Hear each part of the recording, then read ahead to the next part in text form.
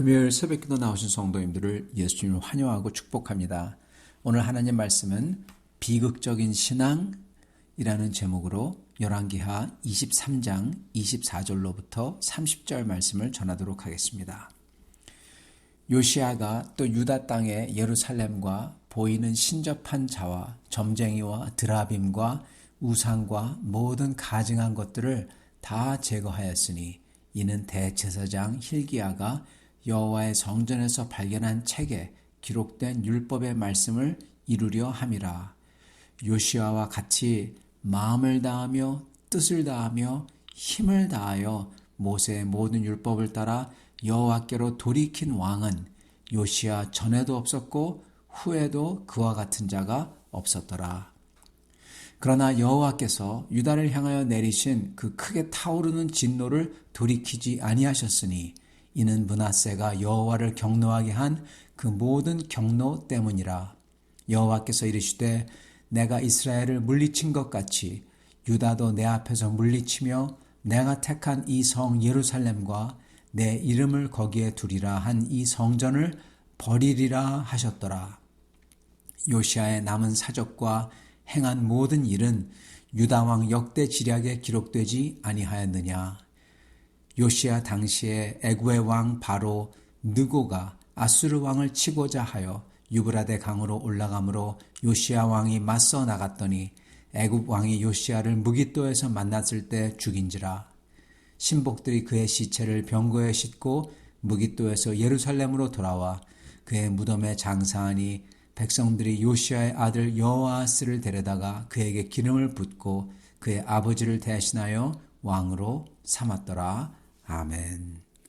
오늘 말씀은 비극적인 신앙 물음표라는 제목입니다. 오늘 말씀은 요시야 왕에 대한 마지막 이야기를 기록하고 있습니다. 요시야 왕은 성전에서 성행하던 모든 이방 신들의 제사와 제단을 파괴한 다음에 인신공양의 문화를 없애버리고 그리고 그런 우상들을 완전히 가루를 만들어서 불태워버리고 그를 물에 풀어버리고 완전히 없애버립니다. 그리고 나라 전체에 퍼져있던 우상적 신앙의 토대가 되었던 모든 산당들을 전부 다 없애버려요. 아니면은 영원하게 불결하도록 만들어버립니다. 남유다에서 이러한 개혁을 다 마친 다음에는 북이스라엘에서도 이러한 개혁을 또한 실행합니다. 여태껏 성전, 제단, 산당 이런 것들을 깨끗하게 했다면 오늘 말씀을 보면은 이제는 요시야는 각 가정에서의 우상 숭배, 드라빔을 가지고 있고 가정마다 이러한 우상을 가지고 있다고 했죠. 그리고 각 개인적인 우상 숭배, 개인으로 점쟁이를 보고 그리고 무당을 찾아가고 신접한 자를 보고 이런 것을 다 금지했다고 합니다. 즉 요시야는요, 한 나라의 종교 예식서부터 시작해서 나라 방방곡곡에 있는 모든 산당들, 그리고 이제는 가정에 있는, 그리고 이제는 개인까지 그 미신과 타락한 문화에서 벗어나도록 만든 게 요시야였습니다. 그렇기 때문에 요시야는 정말 대단한 종교, 사회, 신앙, 문화, 그리고 개인의 인생관을 결정하는 미신 이런 것들의 개혁을 위에서부터 아래까지 전부 다 실행했던 정말 대단한 신앙인이었고 그리고 왕이었습니다. 8살에 남유다의 왕이 된 요시야는 26살에 왕으로서 이 모든 것을 다 해요. 모든 열정과 노력으로서 이 힘든 개혁을 단행하고 그리고 6월절까지 회복시키고 그리고 나라와 사회 그리고 개인을 하나님의 말씀대로 아주 그대로 거기에 나오는 하나님의 기록된 말씀대로 올바로 잡고자 전심으로 그리고 전력으로 애썼던 것입니다. 그렇기 때문에 요시야를 이 열왕기하 저자는 이렇게 표현합니다. 전무후무했던 왕, 그렇게 얘기해요. 정말 그가 마음과 뜻과 힘을 다해서 모세의 율법을 따라 여호와께로 돌이켰다. 네, 여호와께로 돌이켰다. 회개했다는 거죠. 여러분, 회개는 그냥 애통해하는 거가 회개가 아닙니다. 요시야는 애통해하고 옷을 찢은 다음에 이 모든 것을 했어요. 즉 돌이켰다는 것입니다. 회개에는 반드시 그 증거가 따라야만 그게 진짜 회개입니다. 말은 회개죠. 근데 그게 진짜 회개가 아니에요. 요시아는 정말로 자기가 회개하고 나라 전체를 전부 다 회개시켰던, 여호와께로 돌이켰던 바로 그 사람이에요. 그러기 때문에 요시아에 대해서는요, 그 요시아에 대한 설명이 대단해요. 히스기야 왕은요, 이렇게 설명합니다. 요시아가 아니라 히스기야 왕. 정말 하나님을 사랑했던 왕이죠, 그도. 히스기야를 설명할 땐 이렇게 설명해요. 다윗 이후로 이런 왕이 없었다. 전에도 없었고 후에도 없었다. 이렇게 얘기합니다. 다윗 빼고 나서는 히스기야는 전무후무했던 왕이다. 이 뜻이죠. 그런데 요시아는요, 그 설명이 따라붙지 않습니다. 25절, 요시아와 같이 마음을 다하며 뜻을 다하며 힘을 다하여 모세의 모든 율법을 따라 여호와께로 돌이킨 왕은 요시아 전에도 없었고 후에도 그와 같은 자가 없었더라. 여러분, 다윗 이후로라는 말이 없어요. 그는 하나님을 정말 마음, 뜻, 힘을 다해 사랑하라. 그 계명, 그거에 있어서는 왕으로서는 그냥 전무후무했던 왕이라는 겁니다. 즉 다윗보다 더 하다는 거예요. 그는 다윗처럼 시편을 많이 작성한 것도 아니고 주님께 예배와 제물을 많이 드린 것도 아니에요. 그리고 다윗처럼 긴 인생을 살면서 주님에게 영광을 돌렸던 것도 아닙니다. 그는 아주 짧았어요. 오늘 말씀에 나오듯이 그는 짧은 인생을 살면서 정말 뜨겁게 주님을 위해 온 힘과 목숨을 다해 살다가 죽었다는 겁니다. 자, 바로 이겁니다. 죽었다는 것. 오늘 말씀은 요시아가 얼마나 주님을 위해 살았던 열정 있던 왕인지 설명하신 다음에, 그런 다음에 갑자기 아주 간단하게 하나님께서는 그러나 하나님의 심판을 거두지 아니하셨다, 그렇게 말씀해놓고 나서는 아주 간단하게 애굽의 바로 느고가 아수르하고 싸우고자 올라왔을 때 무기또 전투에서 전사했다. 짤막하게 기록합니다. 왜 요시아가 애굽의 왕과 싸웠는지, 아수르하고 동맹 관계였는지, 하나님께 여쭙지 않아서 이렇게 전사를 했는지, 아니면은 마치 임진왜란 때 조선을 거쳐서 명을 치겠다며 길을 달라던 왜군처럼 아수르와 싸우겠다고 하면서 길을 달라던 애굽과 싸울 수밖에 없었던 그러한 형편이었는지, 이 모든 게 정확하지 않습니다. 기록되어 있지 않아요. 그렇기 때문에 우리에게는 오직 애굽과의 전투에서 전사했다, 그 기록밖에 없습니다. 그 이유가 어떻게 되었던 간에 우리 눈에 들어오는 것은 이겁니다. 그 26세, 26세, 정말 유다 역사상 둘도 없었던 주님을 마음과 정성과 온 힘을 다해 사랑했던 이 왕이 그 꽃 같은 나이에 하루아침에 전사했다라는 겁니다. 고로 그의 모든 계획도 그와 함께 끝나버리고 말았다는 것이죠. 만약에 요시아가 므낫세처럼 55년을 다스렸다면 아마도 남유다의 역사가 완전히 바뀌었을 겁니다. 달랐을 겁니다. 그런데 어떻게 해서 이러한 일이, 이렇게 요시아가 하루아침에 전사하는 일이 일어날 수 있을까요? 하나님이 살아계시다면 그렇게도 주님께 돌아오고자, 주님께 백성을 돌이키고자 노력했던 이 요시아를 주님께서 사랑하시지 않았다는 것일까요? 그렇다면 어떻게 이 요시아를 이렇게 일찍 죽게 하시고 그가 했던 그 모든 개혁이 마치 물거품이 되는 것 같은, 다시금 백성이 우상으로 돌아가는 것 같은 이러한 일을 하나님께서 허락하실 수 있다는 말입니까? 여러분, 이게 바로 이해하기 힘든 말씀이라는 겁니다. 이러기 때문에. 그리고 많은 사람들이 이걸 못 받아들여요. 받아들일 수 없는 겁니다. 좋으신 하나님께서, 그것도 왕 중에서 주님을 향해 가장 뜨거웠던 왕이 요시아를, 그 모든 주님을 위한 개혁을 하고 옳은 길을 걷고 옳은 신앙과 문화를 세우고자 했던 이 의인을 하루아침에 이렇게 죽도록, 그것도 허무하게 전사하도록 하셨다라는 것을 받아들이기 힘든 것입니다. 받아들일 수 없는 거죠. 그래서 사람들은요, 요시아에 대해서 이렇게 말합니다. 요시아가 주님께 여쭙지도 않고 애굽과 싸우러 갔기에 주님이 죽게 하셨다. 요시아가 잘 하다가 이 애굽과의 전투에서는 기도를 안 해서 죽었다라는 거죠. 여러분, 그러나 주님께서는요, 잘 주님을 섬기다가 한 번 잘못했다고 그 죄의 대가로 죽이시거나 또는 잘하다가 죄 지은 것 하나 때문에 당신을 사랑하는 주님의 사람을 버리시는 분이 주님은 아닙니다. 보세요. 다윗을 봐보세요. 주님은 그 다윗이 큰 죄를 지었을 때 그를 버리지 않으셨어요. 죽이지 않으셨어요. 요시아는 오늘 말씀을 보면은 어떻게 보면 다윗보다 주님을 더 마음과 정성과 힘을 다해 사랑했던 사람입니다. 그러므로 요시아가 전쟁하기 전에 주님께 여쭙지 않아서 그를 버리셨다, 그를 죽이셨다, 이런 것은 말이 되지 않는 얘기입니다. 그렇다면 여러분, 우리는 이 사실을 받아들여야만 합니다.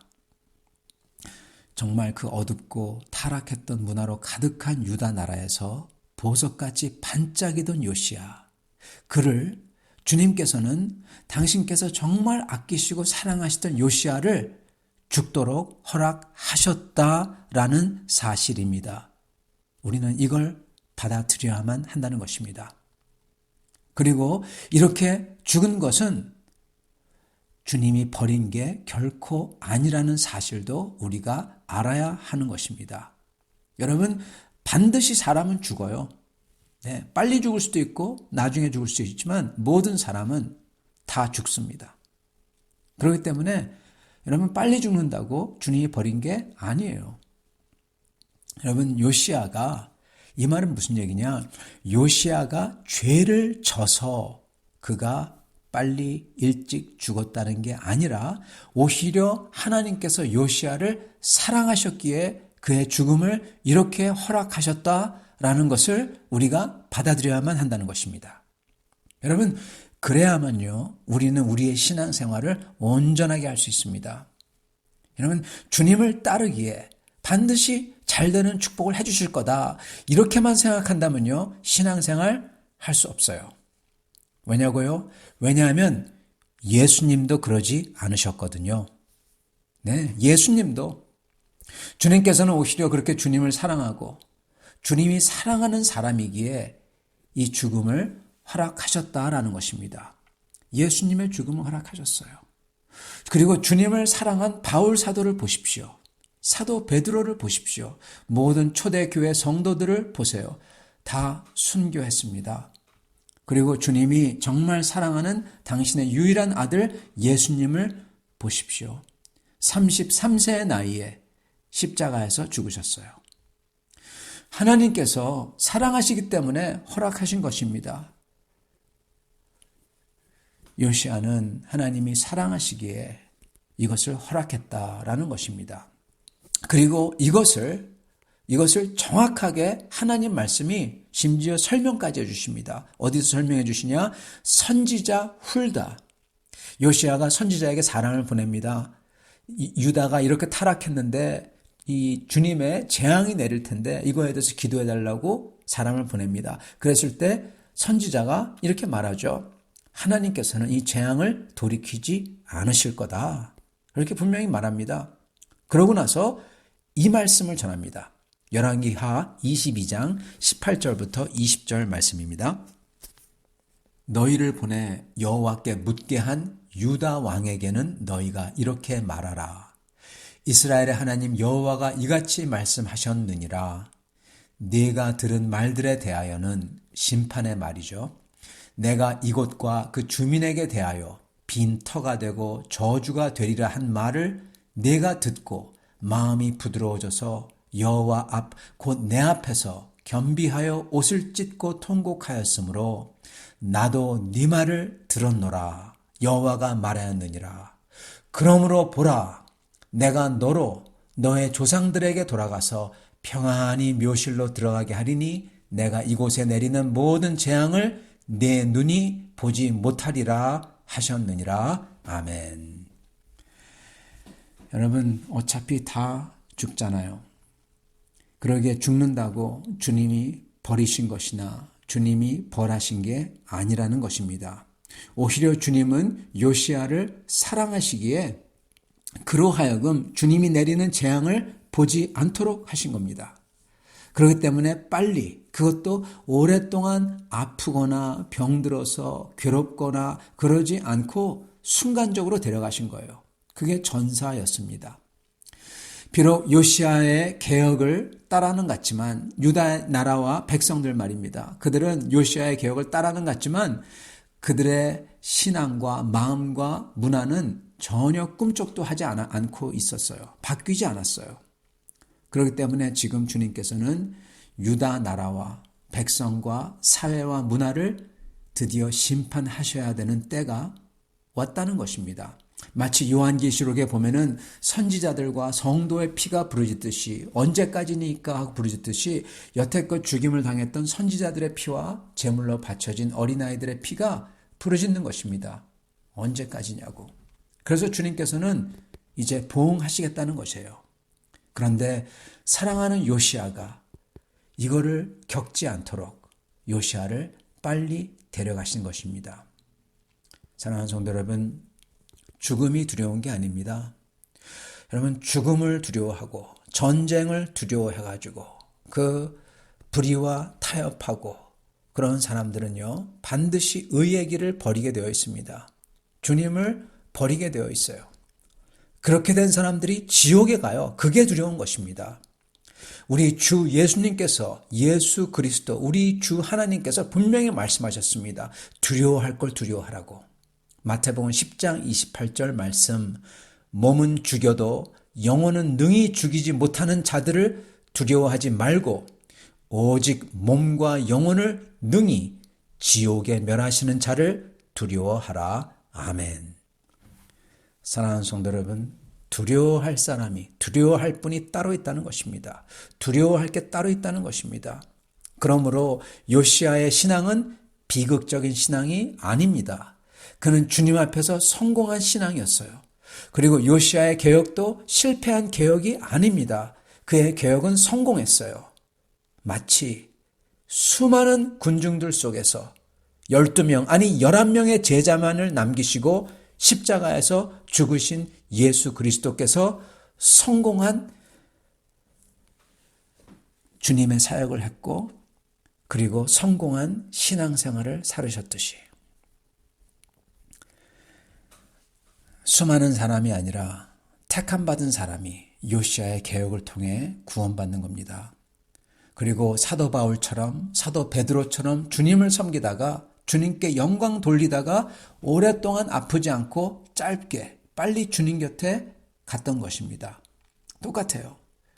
여러분, 비극적인 신앙이 아니에요. 여러분, 진짜 비극적인 신앙이 뭔지 아십니까? 비극적인 신앙.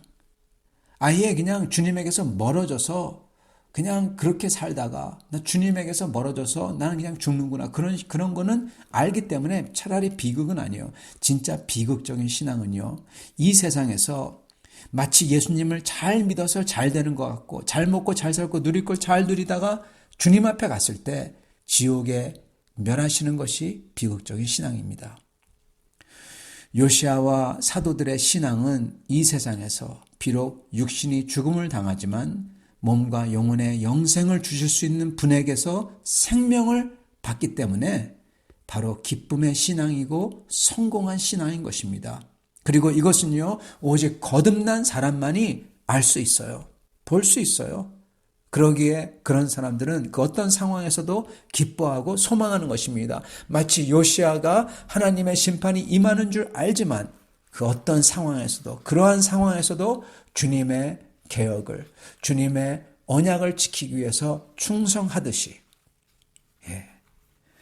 사랑하는 성도 여러분, 이렇게 주님께 영광 돌리시며 사시다가 주님 앞에 서시는 성공한 신앙생활을 하시는 복된 삶 되시기를 간절히 축원합니다.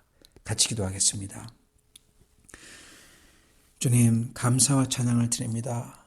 주님께서 우리에게 주님을 따르고 싶다면 우리 자신을 부인하고 우리의 십자가를 지고 나를 따라야만 된다는 그 말씀을 주셨사옵나이다. 주님, 저희가 이 세상 살면서 이렇게 성공적인 신앙생활을 하기 원합니다.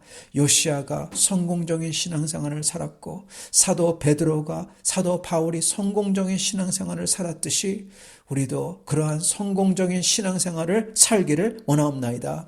주님, 참으로 이 세상 살면서 이 사단 마귀에게 속아서 잘하는 것 같이 생각했다가 주님 깜짝 놀라는, 주님 앞에 설 때 정말 좌절하는 그러한 비극적인 신앙이 되지 않게 하시고 항상 여기서부터 주 예수 그리스도 안에서 주님 어쨌든 간에 상황이 어떻든 간에 상관없이 항상 기뻐하고 항상 감사하며 주님에게 기도하며 주님의 영광을 돌리며 사람들로 하여금 예수 그리스도를 알게끔 하려는 그러한 마음을 품고 살다가 주님 앞에 서는 사람들 되게 하여 주시옵소서.